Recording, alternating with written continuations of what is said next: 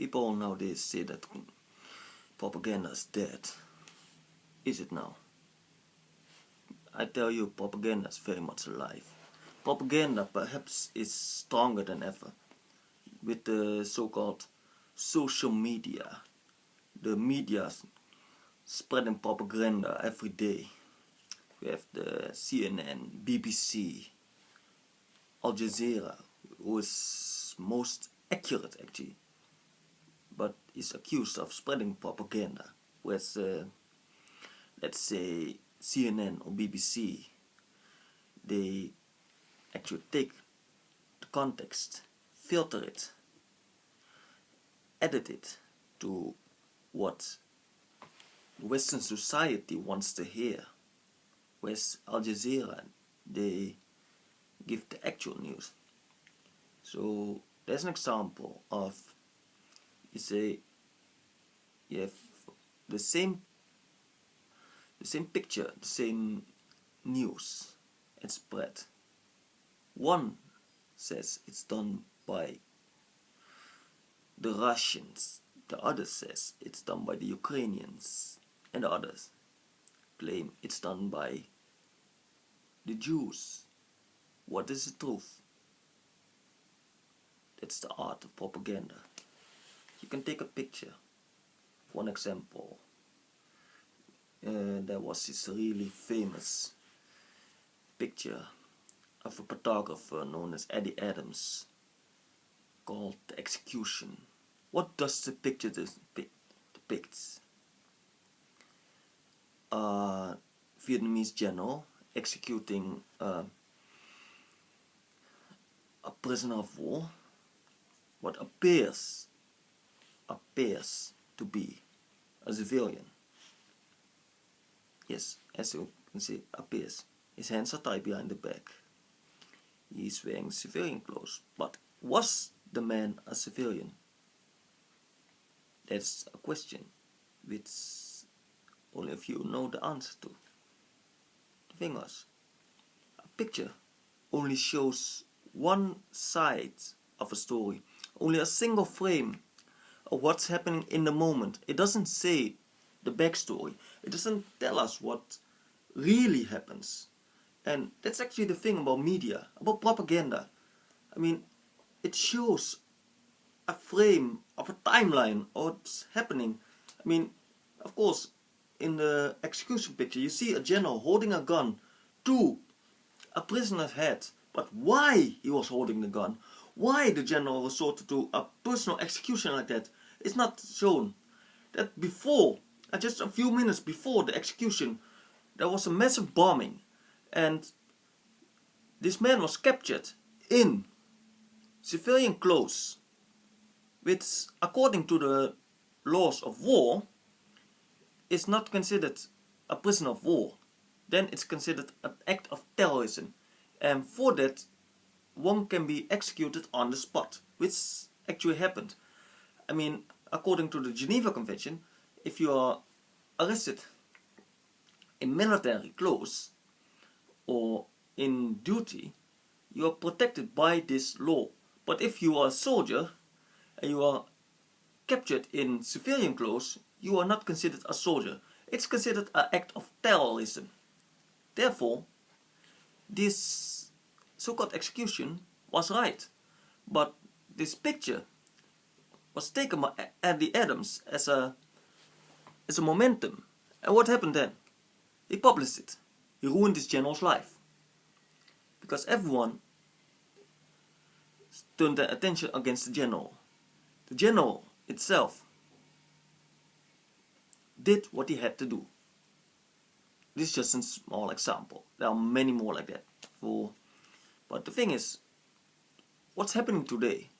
We see all what looks like absurd or outrageous reports from the Middle East. Outrageous reports about all kind of similar activities, executions, bombings, right? Does it show why these bombings are? Of course not.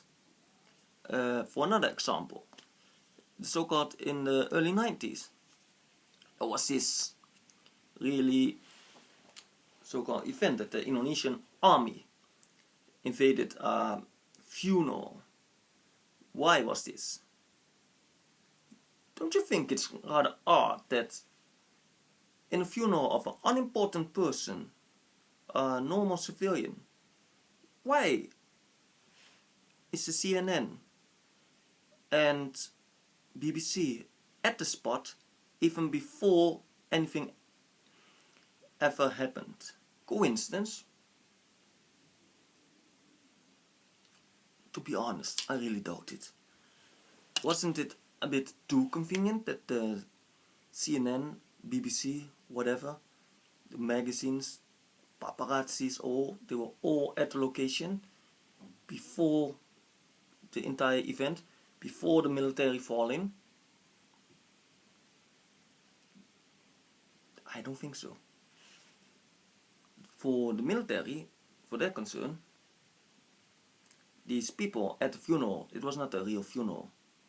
They were battling rebels in civilian clothes. But that part is not depicted in the fragments. That part is left out. That part is not seen by the Western world. That's not seen by the outside world. That's how propaganda works. And what are we seeing now? See how the world is depicting Russia.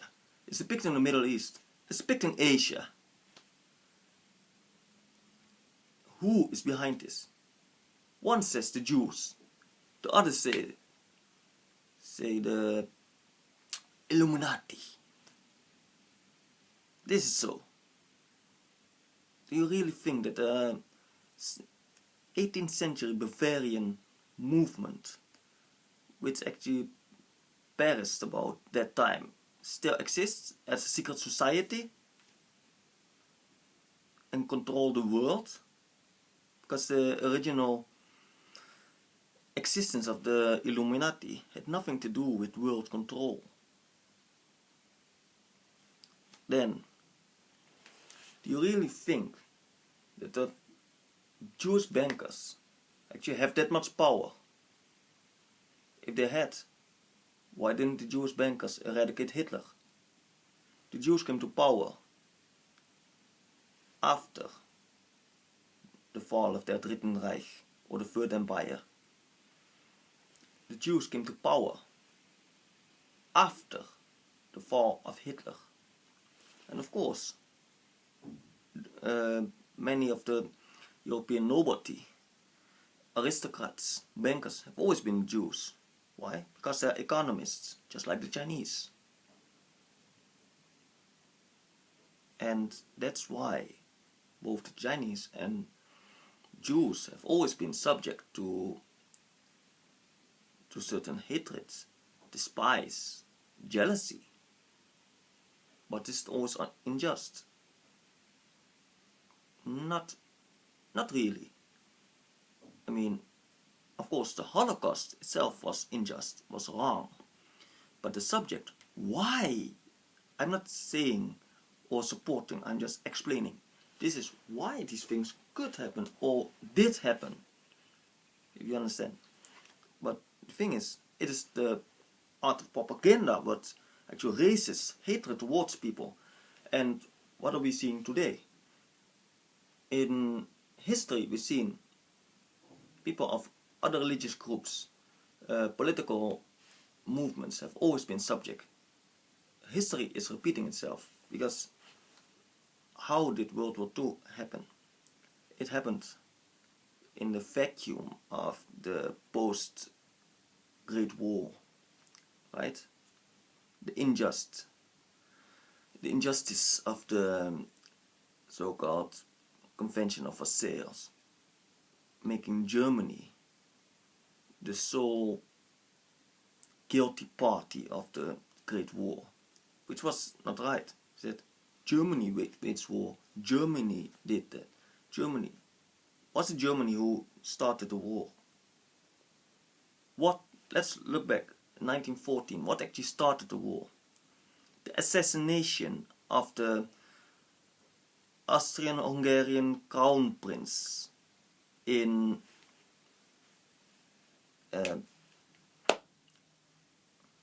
Serbia. Sorry about that. So what happened? Emperor Franz Joseph responded by waging war. I mean, wouldn't you, if a head of state, and in this case future head of state, which is the crown prince, will be assassinated, which automatically leads to war, right? No one actually wanted the Great War, but all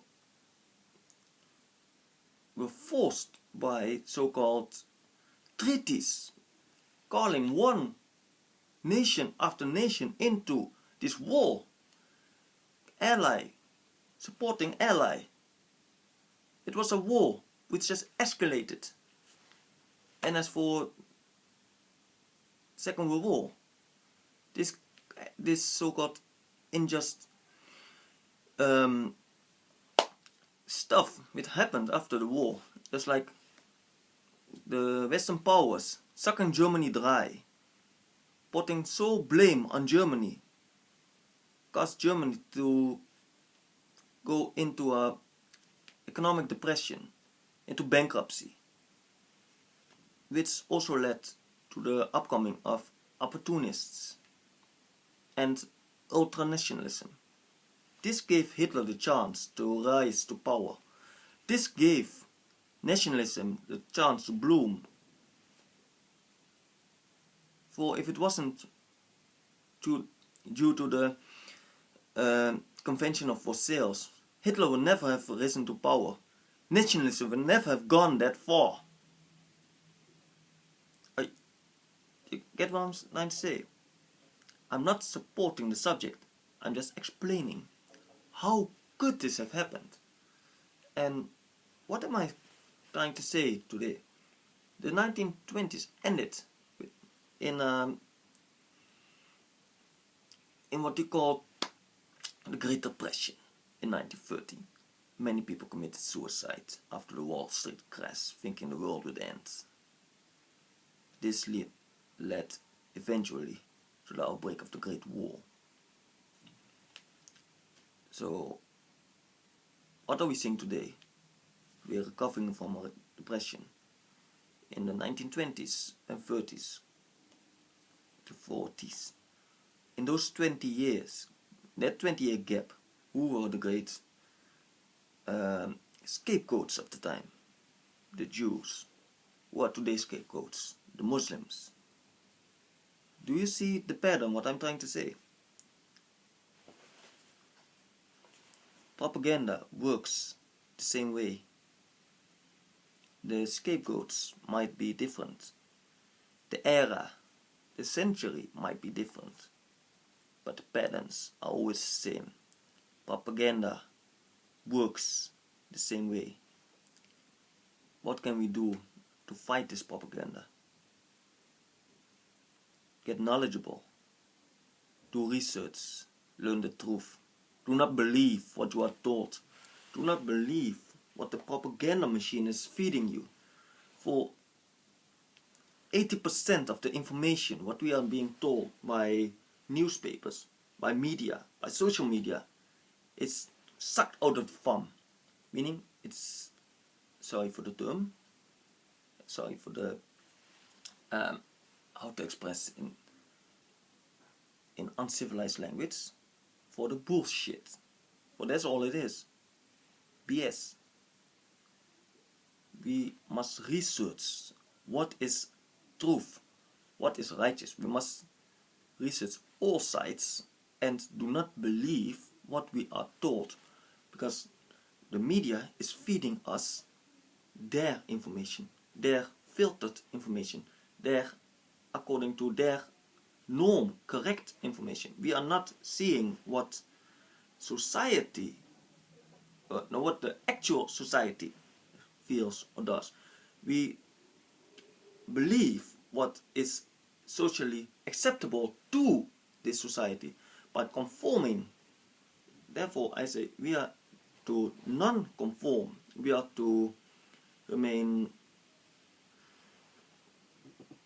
on a neutral zone. Because if you're neutral, you can see either left to right. We are the non-block, because it's during the Cold War, it's either you're in the block A or block B. You're east or west. What's in between? What is in between? People who are neutral. Who are the neutral ones? Indonesia, Egypt, Yugoslavia, India.